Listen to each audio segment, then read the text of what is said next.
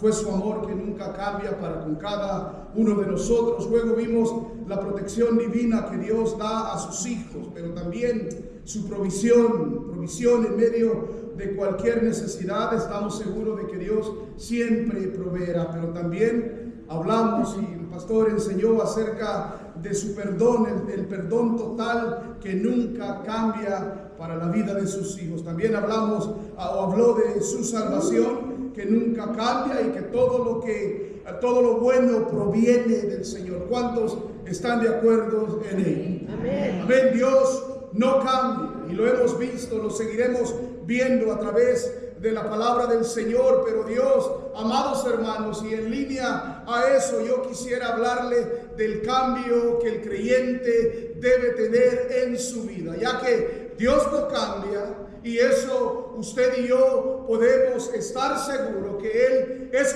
constante, que Él protege, que Él provee, que Él nos perdona, que Él quiere y nos ha salvado, que todo lo que recibimos es bueno de Él. Pero también esto a nosotros nos da una responsabilidad, y la responsabilidad es que usted y yo sí tenemos que cambiar.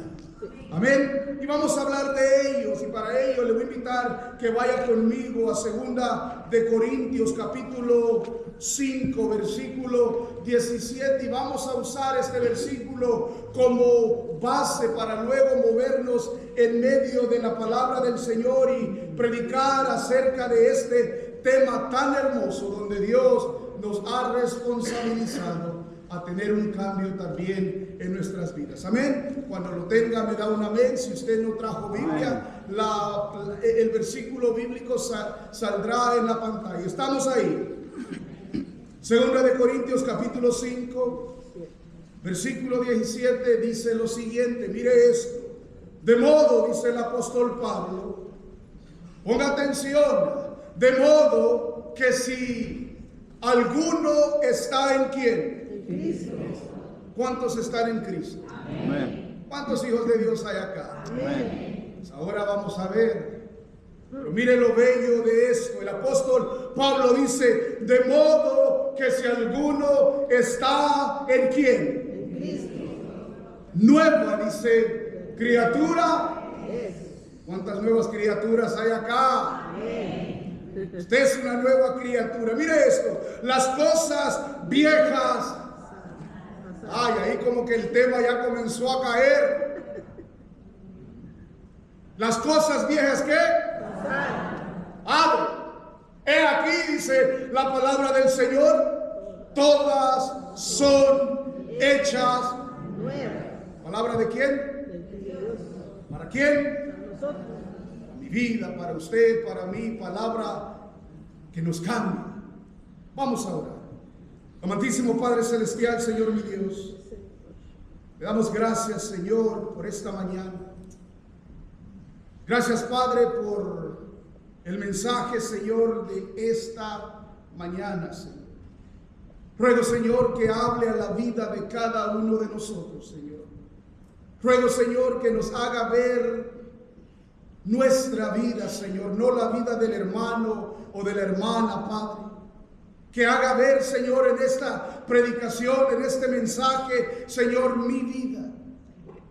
Y me traiga, Señor, al lugar donde yo necesito estar. Padre, ayúdenos a entenderla, Señor. Generalmente, Padre, los mensajes, Padre, son mal entendidos, Señor. Su palabra es clara, su palabra es contundente, su palabra nos da claridad, nos lleva por el camino en el cual debemos caminar, Señor. Su palabra no cambia, Señor. Los que cambiamos somos nosotros, Señor. Y es por eso que ruego, Señor, que nos hable en esta mañana, Señor, que salgamos de este lugar, Señor, convencidos de que usted habló a nuestras vidas. A usted sea la gloria, la honra, el poder y la alabanza por los siglos de los siglos. Y la iglesia dice, cambios. Amados hermanos, creo que es casi la misma introducción que se hizo la semana pasada, y es curioso cómo Dios sigue y seguirá hablando a sus hijos Cuando yo comencé a escuchar la predicación de la semana pasada, me di cuenta que esto va en acorde en lo que Dios a mí ya me había dado para predicar esta semana. Pero en el transcurso de la semana, hermano Javier también mandó un devocional en cuanto a los cambios que mire, esto, amado hermano, usted y yo necesitamos hacer personalmente en nuestras vidas. Esto no es para el hermano del lado, esto no es para la esposa, esto no es para el esposo, esto es para cada uno de nosotros. Usted es responsable por hacer cambios en su vida. Ahí los amenes tendrían que llegar al reino de los cielos, porque queremos caminar en los cambios, en la vida nueva que Cristo a nosotros nos dio. Ya no queremos ser lo mismo, venir a ser la misma persona. Ahora queremos ser diferentes, queremos ser hallados, aceptos para con el Padre. Y la única forma de hacerlo es dejar que Cristo haga el cambio en mi vida. Y la vida está llena de cambios. Cambios en los diferentes ámbitos, cambios, amados hermanos, en el ámbito material, físico, pero también en el ámbito espiritual. La semana pasada vimos que Dios no cambia, y usted puede decir amén. Repitamos ese amén otra vez. Amén. Como que esto se escucha en el reino de los cielos. Que Dios es el mismo de ayer, de hoy. ¿Cuántos dicen amén? Y qué lindo es saber eso, ¿no? De que Dios no cambia.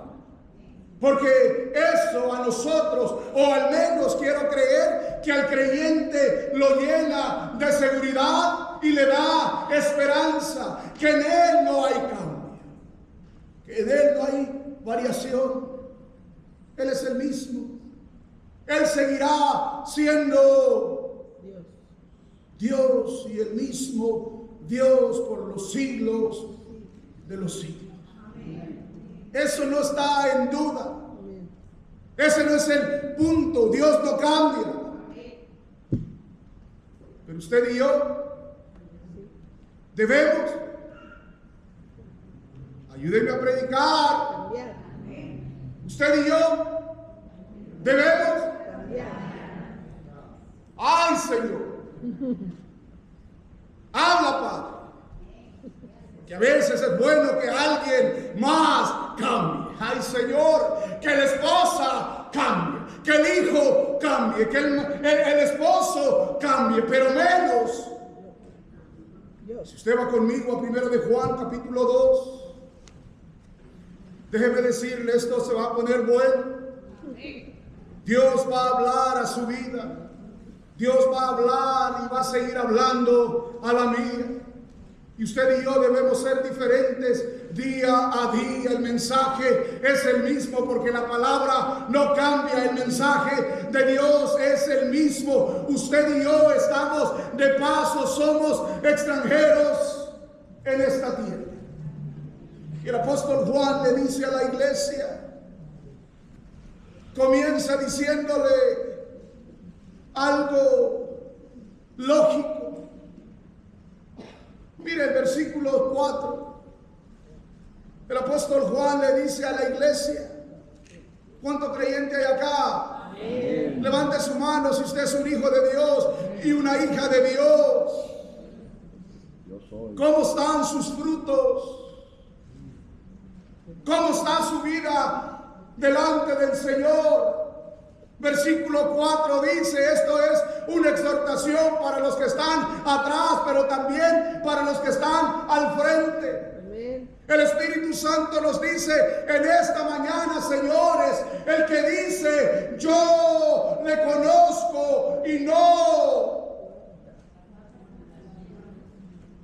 guarda ¿qué? Sus mandamientos, sus órdenes, su palabra, sus preceptos, la guía que Él ha dejado, aquello que usted y yo debemos hacer.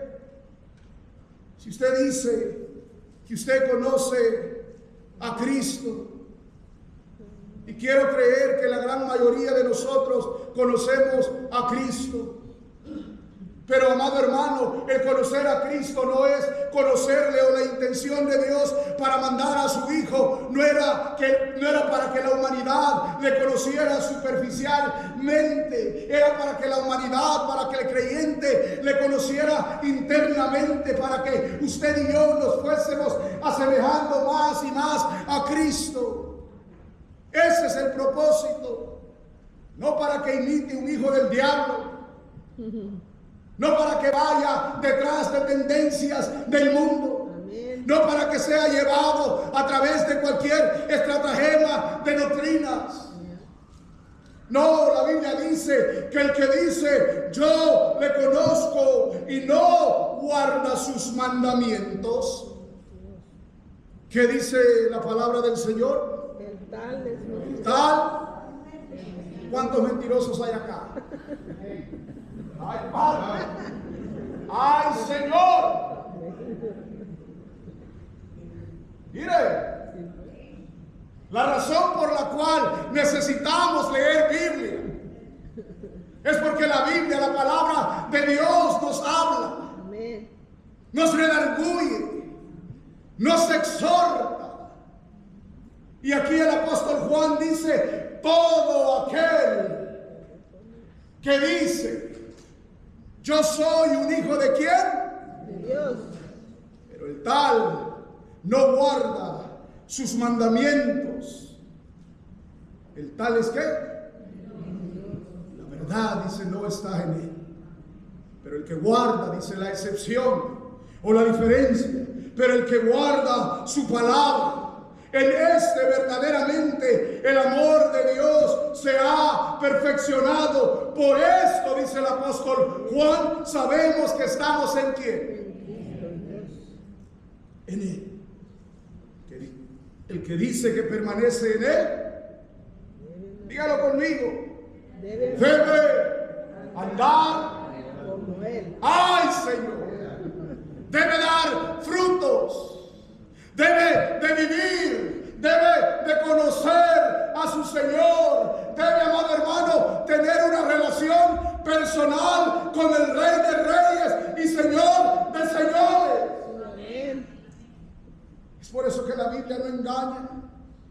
Es por eso que, amados hermanos y hermanas, la palabra de Dios insta, exhorta y llama a la iglesia, le llama a usted a vivir una vida apegada al Señor, a vivir una vida que dé testimonio de lo que Cristo está haciendo en su vida. Lo llama a vivir una vida en santidad.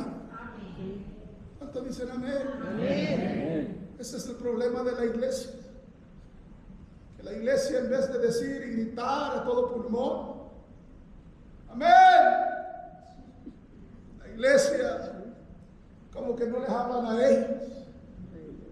No, usted y yo fuimos llamados a vivir en santidad.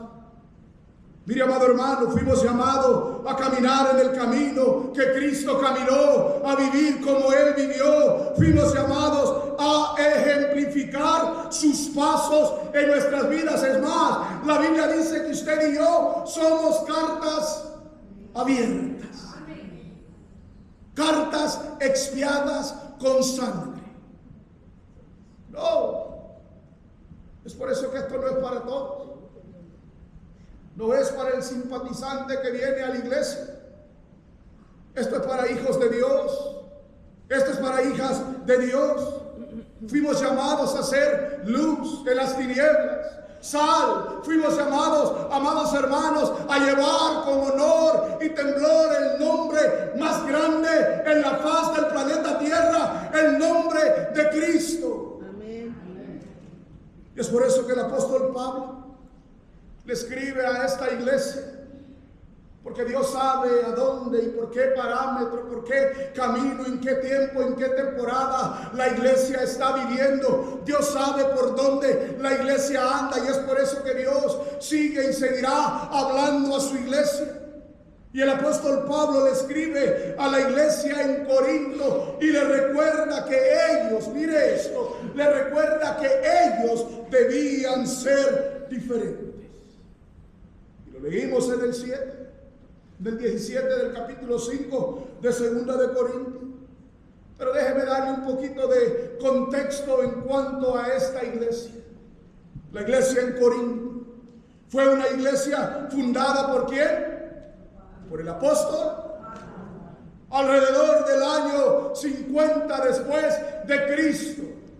50 años habían pasado. La iglesia o esta iglesia era una iglesia con una comunidad de diversas personas. Aquí habían judíos y gentiles y estaban inmersa en una metrópoli griega. ¿Qué implica esto? Es como que nosotros dijéramos que esta iglesia está en el centro del huracán, está en Las Vegas, Nevada, está aquí en Los Ángeles, inmersa en una gran metrópolis donde hay una diversidad o había una diversidad de influencia romana. Esta iglesia, la iglesia de Corinto, enfrentó graves problemas. Que dentro de la iglesia había inmoralidad. La ciudad de Corinto era un lugar próspero. Mire esto, ponga atención porque no toda la prosperidad proviene de Dios. Estaba inmersa en una gran metrópolis que era corrida por el imperio romano, influenciada por el imperio romano. La ciudad de Corinto era un lugar próspero, donde había mucho libertinaje y donde la iglesia se veía, mire iglesia, la iglesia se veía atraída por lo que se vivía en su alrededor. Corinto, amado hermano, era conocida como la capital del placer del imperio romano. Ahí le plació a Dios levantar esta iglesia. Y ellos, ya lo sabemos bien, ellos, el imperio romano, que había hecho de esta iglesia, de este lugar, la capital del placer, tenían a todo el entorno donde ellos vivían llenos de templos paganos. Y es por eso que el apóstol Pablo tiene que recordarle a la iglesia que ellos debían ser diferentes en un mundo lleno de mucha perversidad. Y la realidad, amados hermanos, es que no mucho ha cambiado. La iglesia del siglo XXI, usted y yo estamos viviendo en medio de tanta perversidad, tanta mentira, tanto libertinaje, tanta, amado hermano, tanta libertad para hacer como al mundo le parece. Es por eso que Dios habla. Señores, hermanos, hermanas, es por eso que yo creo rotundamente, profundamente, de que Dios habla a tiempo y fuera de tiempo. Amén. Los tiempos no han cambiado. Vivimos en un mundo, amados hermanos, que si mal recuerdo yo, le pertenece ¿a quién? Le pertenece al mismo diablo. El diablo es el príncipe de este mundo. Y la iglesia, esta iglesia, hermanos, en este lugar, y a mí nadie me ha contado nada de tu vida, pero hay gente dentro de las iglesias que todavía, mira hermano, todavía andan dentro de las iglesias, pero andan alejados de Dios. Y por eso que el apóstol Pablo les dice en el versículo que leímos: de modo que si alguno está